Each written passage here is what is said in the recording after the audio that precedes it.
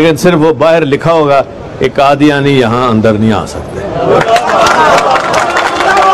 جو بندہ ختم نبوت پر یقین نہیں کرتا اس سے نہ کوئی دوستی ہے، اس سے نہ کوئی لگاؤ ہے۔ اگر انہوں نے رہنا ہے تو منارٹی میں، جیسے ہم کرسچن کو رائٹ دیتے ہیں، ہندوؤں کو دیتے ہیں، تو ان کو ایسا رائٹ ہوگا۔ کسی اور جگہ جانا ہے تو چلے جائیں، کسی اور جگہ جانا ہے تو چلے جائیں، کسی اور جگہ جانا ہے تو چلے جائیں۔ پھر منکرین کی قوم نے اپنے رسولوں سے کہا، اچھا توکل کرتے ہو اپنے رب پر، تو تمہارا علاج تو آسان ہے، تم تو ہمارے قبضہ قدرت میں ہو۔ لَنُخْرِجَنَّكُم مِّنْ أَرْضِنَا، ہم تمہیں اپنے وطن سے نکال دیں گے۔ گویا کہ ان کو وطنیت کے حق سے ہی محروم کر دیا۔ جس زمین میں وہ پلے، جس زمین کا انہوں نے پانی پیا، اس زمین سے رزق حاصل کیا، اسی شہر، اسی جگہ کے متوطن تھے وہ لوگ، لیکن تکبر کی انتہا کر دیتی ہے مقابل پر قوم، کہتی ہے ہمارا ملک ہے، تمہارا تو نہیں، اور ہم اختیار رکھتے ہیں کہ تمہیں زمین سے نکال دیں۔ اس کا کوئی جواب وہ نہیں دیتے، خاموشی اختیار کرتے، اور پیشتر اس کے کہ وہ جواب دیں، اللہ تعالیٰ آسمان سے ان پر وحی نازل فرماتا ہے، لَنُهْلِكَنَّ الظَّالِمِينَ، تمہیں ہرگز کسی معاملے میں دخل کی ضرورت نہیں ہے، کوئی ہاتھ ہلانے کی ضرورت نہیں ہے، ہم ہلاک کریں گے ظالموں کو، ہم ہلاک کریں گے ظالموں۔ یہ آسمان سے ان کو آواز سنائی دیتی ہے، اور فرماتا ہے کہ یہ کس زمین کے مالک بن بیٹھے ہیں، وطن کس کے ہیں؟ خدا کے سوا کسی کے وطن نہیں ہے، اور خدا کے سوا کسی کی زمین نہیں ہے۔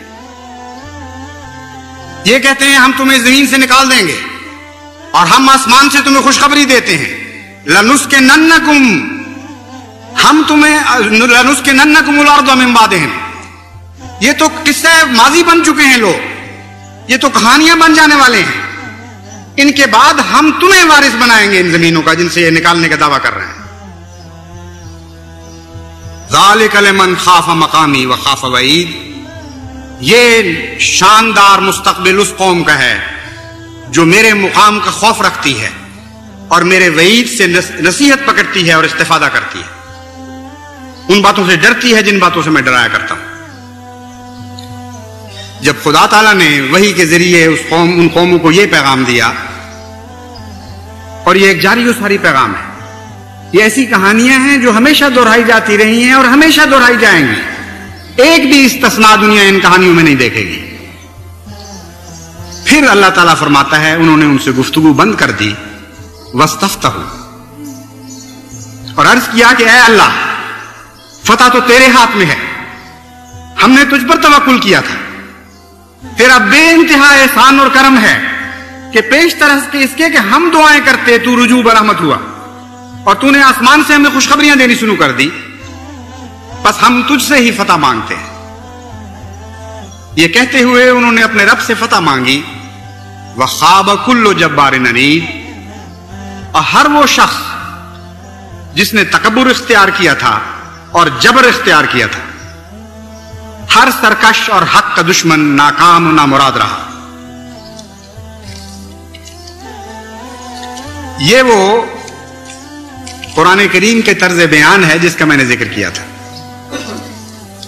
کتنا حیرت انگیز نصیحت کا طریق ہے، کیسا پیارا انداز ہے، اور کتنا یقین سے پر ہے، کتنا قطعی ہے، اٹل ہے۔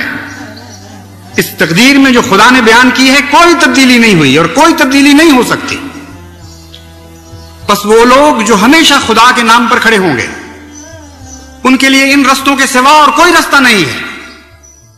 لازماً صبر کرنا پڑے گا، اور لازماً دکھوں کو خدا کی خاطر برداشت کرنا ہوگا، اور استقامت دکھانی ہوگی، اور توکل بھی خدا پر کرنا ہوگا، اور لوگوں کو بتانا ہوگا کہ ہم خدا پر توکل کرتے ہوئے صبر کر رہے ہیں۔ تب ہمیشہ ایسی قوموں کے ساتھ خدا کی وہ ان کو ایسی قوموں پر خدا کی وہ تقدیر بھی لازماً ظاہر ہوگی جس تقدیر کا اس میں ذکر کر دیا ہے۔ اور کوئی دنیا کی طاقت نہیں ہے جو خدا کی راہ میں حائل ہو سکے۔ جب وہ فیصلہ فرماتا ہے کسی قوم کو فتح دینے کا تو لازماً وہ فتح پاتی ہے، اور جب وہ فیصلہ فرماتا ہے کسی قوم کو ہلاک کرنے کا تو لازماً وہ ہلاک کی جاتی ہے اور قصہ کہانی بنا دی جاتی ہے۔